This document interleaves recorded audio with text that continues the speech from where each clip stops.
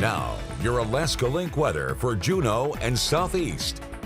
We have been watching temperatures bring in that springtime feel as we have been able to stack up that 50-degree weather throughout the entire weekend forecast and even here into our final day of March where we're climbing to and towards those 50s. Now, it's been with some drier weather, noting that the month-to-date precipitation for March is below normal, feeding into our below normal number there that's just at about 1.5 inches now for the years. We're only 3 months into the year, but it just takes a little bit to grow this every month where we will need to monitor that number, but something to still monitor. Nothing that is going to cause any big concern at the moment, but just noting we do have a little bit of a deficit there after some drier weather was emerging here at points throughout March.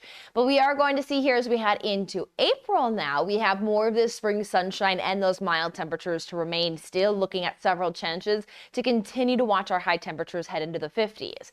Now we will start talking about some rain chances to return, especially for late in the week for the southern panhandle, and then we will have more widespread rains where we are talking about efficient rainfall accumulation to return this weekend, as we will watch some activity return from the northern Pacific back into the Gulf of Alaska. So we will be keeping an eye on all these new numbers here as we head into April, as well as also we'll have more details on last month as we get in our final numbers for Monday. But here for our Tuesday, high tide is at 3:31 in the morning and again at 4:18 into the late afternoon. The daytime forecast is going to bring our temperatures around the 30s to start off the day and then climb to those upper 40s at least. We even have that consistency of hitting the 50s, so can't rule that out. Now we'd have to climb into the upper 50s to break records, but noting that as we hit the 50s, that keeps us between that threshold of average and record, so we are seeing that we're leaning in that warmer than normal temperature trend. And paired up with it is some of that beautiful sunshine, a little bit of some afternoon cloud cover, but overall we are noting that it's just going to be some nuisance cloud cover here early in the week. By the end of the week, that's where we could be talking about maybe some spots of some rain showers. Now we're at 13 hours and 16 minutes of daylight with a 6:22 sunrise and 7:39 sunset.